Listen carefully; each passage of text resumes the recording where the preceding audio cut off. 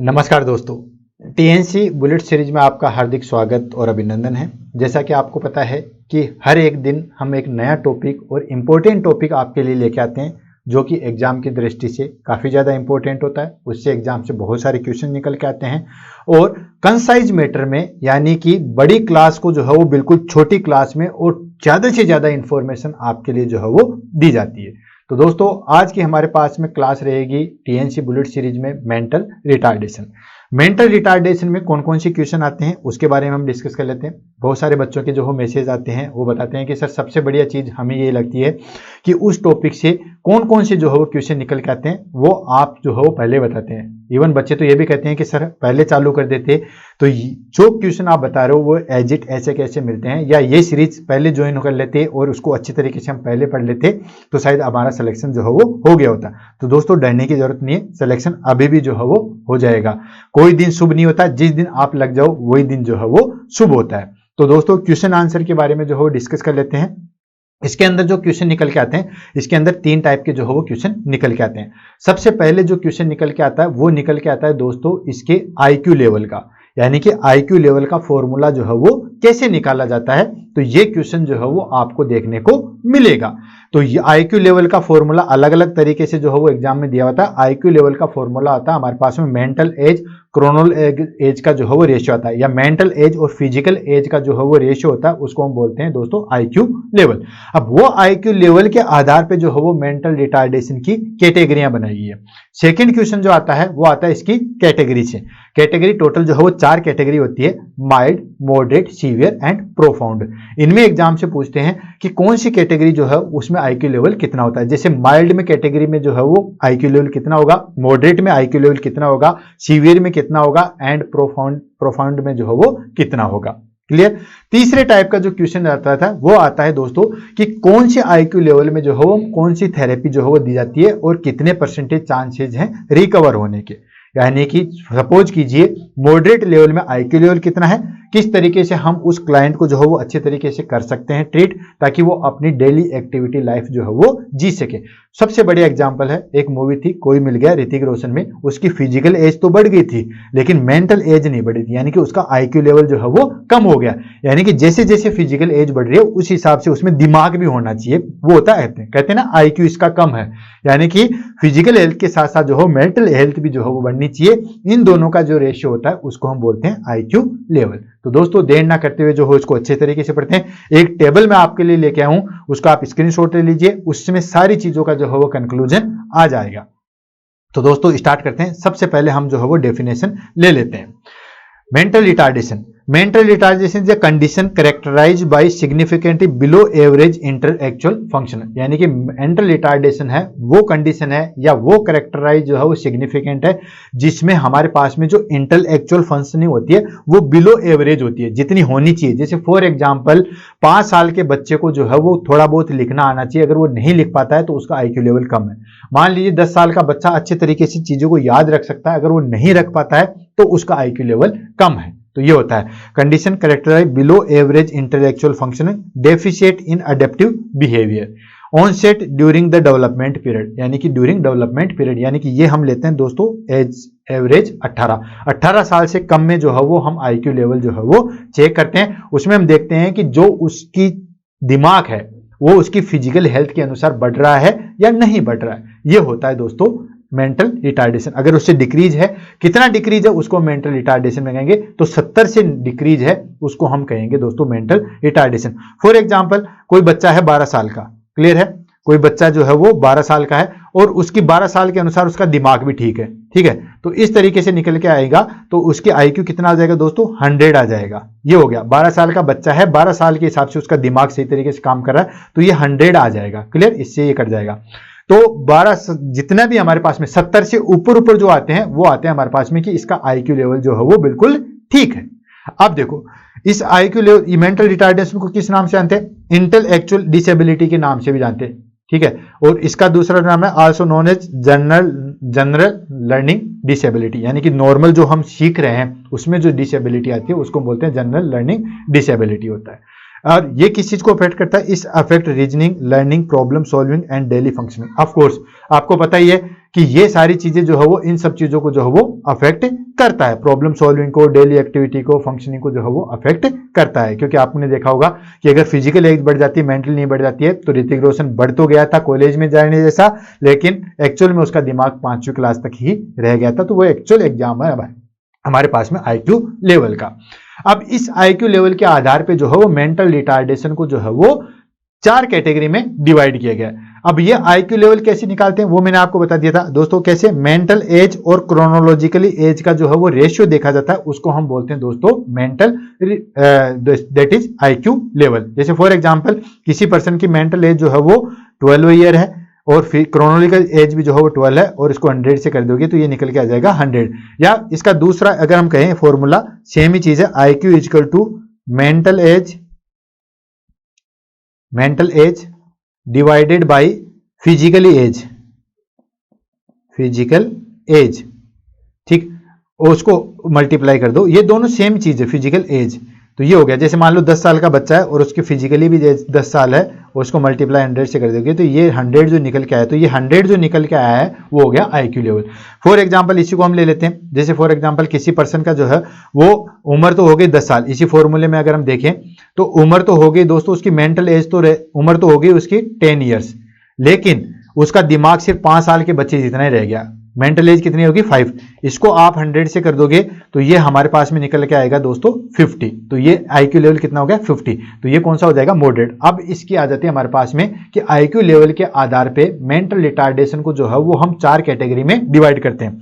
Exam में यहां से भी क्वेश्चन आता है, या तो आपको IQ रेंज दे देंगे और पूछेंगे कि ये किस टाइप की जो है वो मेंटल रिटार्डेशन है, या आपको मेंटल रिटार्डेशन देंगे जैसे सीवियर मेंटल रिटार्डेशन में जो है वो IQ लेवल कितना है। तो दोस्तों स्टार्ट करते हैं। सबसे पहले आता है माइल्ड मेंटल रिटार्डेशन। माइल्ड में क्या होता है? IQ लेवल होता है 50 to 70 होता है। मॉडरेट की बात करें तो मॉडरेट में होता है 35 to 50। सीवियर मेंटल रिटार्डेशन में हमारे पास में IQ लेवल होता है 20 to 35, और सबसे ज्यादा सीवियर आता है जिसको हम बोलते हैं प्रोफाउंड मेंटल रिटार्डेशन, उसमें हमारे पास में IQ लेवल जो है वो कितना रह जाता है दोस्तों? लेस देन 20 रह जाता है। क्लियर है?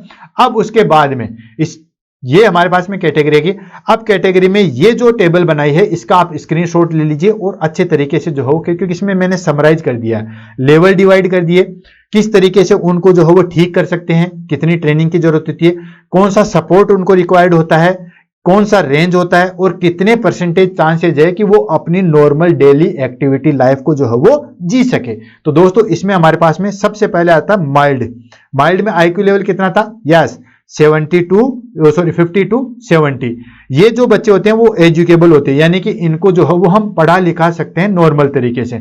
सपोर्ट कितना रिक्वायर्ड होता है? इंटरमीडिएट, यानी कि बीच बीच में जो है उनको ध्यान देने की जरूरत होती है। जैसे फॉर एग्जांपल एक क्लास में बहुत सारे बच्चे बैठे हैं, किसी बच्चे के IQ लेवल जो है वो 60 है तो वो पढ़ सकता है, लेकिन बीच बीच में जो है वो हमें ध्यान देने की जरूरत होती है। 89% चांसेस होते हैं कि वो अपनी daily activity of life ADL, वो daily ADL activity, daily living को जो है वो सही तरीके से जी सकते हैं। क्लियर? उसके बाद आता है हमारे पास में मॉडरेट। मॉडरेट में हमारे पास में जो है वो IQ लेवल कितना था? Yes 35 to 50। अब ये बच्चे जो है वो एजुकेशनल क्लासिफिकेशन में ये थोड़े से सीवियर होते हैं, यानी कि इनको पढ़ाना जो है वो थोड़ा सा डिफिकल्ट होता है। इनके लिए जो है वो हमारे पास में जो है वो स्पेशल टीचर की रिक्वायर्ड भी होती है। सपोर्ट रिक्वायर्ड यस लिमिटेड होता है, काफी सारी चीजों में जो है इनको सपोर्ट की जरूरत होती है। परसेंटेज रिकवर होने के ओनली 6% होते हैं। नेक्स्ट आता है सीवियर। सीवियर में मेंटल रिटार्डेशन में IQ लेवल कितना था दोस्तों? Very good 20 to 35। ये होते हैं सीवियर होते हैं और ट्रेनेजेबल होते हैं, यानी कि इनको लिए जो है वो ट्रेनिंग, मूक बधिर जो है वो हॉस्पिटल आपने देखे होंगे जहां पे इन बच्चों का जो है वो ट्रीटमेंट किया जाता है। ठीक है, देन उसके बाद में सपोर्ट रिक्वायर्ड एक्सटेंसिवली, यानी कि इनके लिए जो है वो टीचर रिक्वायर्ड होता ही होता है, एनी टाइम पे रिक्वायर्ड होता है। देन ओनली 3.5% चांसेस होते हैं इनकी डेली नॉर्मल एक्टिविटी जीने के। लास्ट आता है दोस्तों प्रोफाउंड। प्रोफाउंड की बात करें तो ये जो है वो काफी ज्यादा जो है प्रोफाउंड इन द सेंस कि इनको जो है वो पढ़ाना बड़ा ही मुश्किल होता है, इवन वो अपनी एक्टिविटी भी जो है वो अच्छी तरीके से कर ले वो भी बड़ी बात होती है। सपोर्ट रिक्वायर्ड प्रिवेंसेस, यानी कि एनी टाइम जो है वो सपोर्ट रिक्वायर्ड होता रहता है। इनका IQ लेवल कितना होता है दोस्तों? लेस देन 20 होता है। अगर हम रिकवरी की बात करें तो रिकवरी ओनली 1.5% होती है। तो इस चार्ट को आप अच्छी तरीके से देख लीजिए। मैक्सिमम क्वेश्चन, या मैं कहूं कि 90% क्वेश्चन जो है वो आपके यहीं से निकल के आएंगे। ठीक है, 90% जो है वो सॉल्यूशन आपका यहीं से हो जाएगा, इसलिए इंपॉर्टेंट लगा दो। 90% चीजें यहीं पे जो है वो क्लियर हो जाएगी।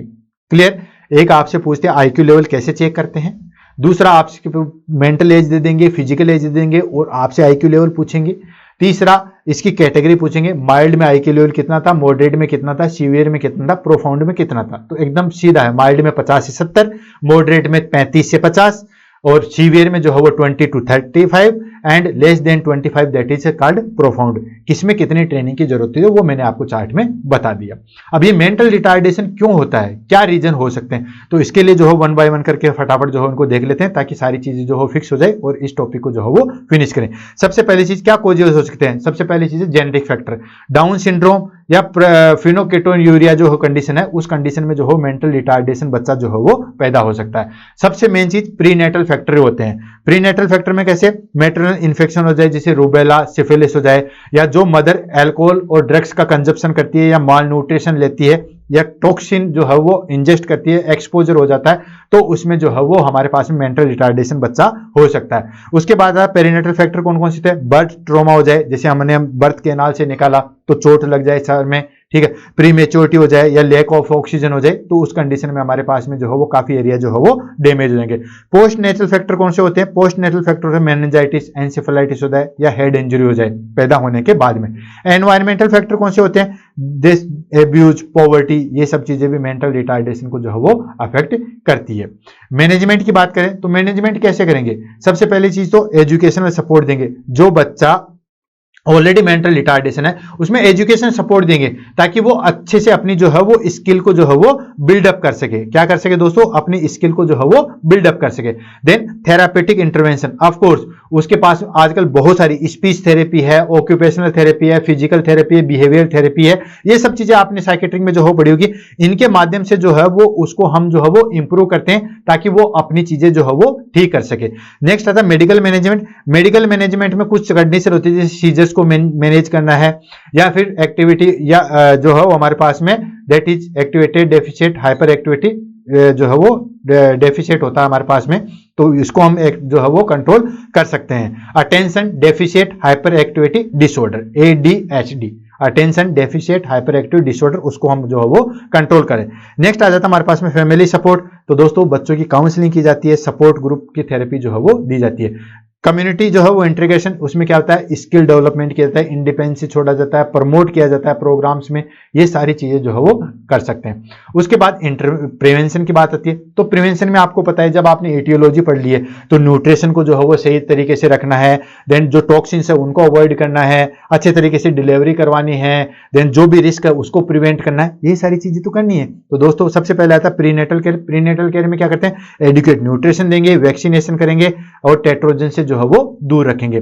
न्यूबॉर्न स्क्रीनिंग, हम पहले जो है वो सेकंड स्टेज में या हम कहें कि USG के द्वारा जो भी जेनेटिक या मेटाबॉलिक डिसऑर्डर है उनको हम आइडेंटिफाई कर सकें।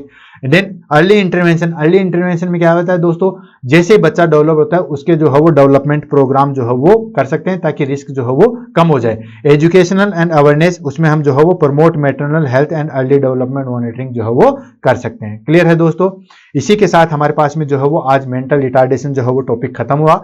नेक्स्ट क्लास में नए टॉपिक के साथ मिलेंगे। टॉपिक कैसा लगा उसके बारे में मैं फिर से रिपीट कर रहा हूं, एग्जाम में क्वेश्चन IQ लेवल से आएंगे, फॉर्मूला आपको दिया जाएगा, अलग अलग फॉर्मूला आ सकता है, किसी में फिजिकल एज ऊपर आ सकती है, किसी में मेंटल एज नीचे आ सकती है, तो इस तरीके से। तो एक तो आपको जो है वो फॉर्मूला याद रखना है, दूसरा जो है वो इसकी category mild, moderate, severe, profound, और किस कैटेगरी में जो है वो कितना IQ लेवल होता है। तीसरा इसमें क्वेश्चन पूछा जाता है कि उसमें हम क्या ट्रेनिंग दे सकते हैं ताकि उसको रिकवर किया जा सके। तो दोस्तों इसी के साथ आज की क्लास खत्म होती है। नए टॉपिक के साथ कल मिलेंगे। टॉपिक कैसा लगा वो जरूर कीजिएगा क्योंकि आपके कमेंट जो हो मोटिवेशन देते हैं और इसी से हम जो है वो रोज लेके आते हैं। मेरा कमिटमेंट है पूरे हर 365 दिन आपके पास में अर्ली मॉर्निंग जो है वो एक डोज दी जाए। जिस तरीके से आप रोज जो है वो रील्स को स्क्रॉल करते हो, क्यों नहीं ये रील्स जो है वो स्क्रॉल की जाए और नॉलेज गेन किया जाए, न कि टाइम वेस्ट किया जाए। इसी के साथ all the best, have a nice day, thank you.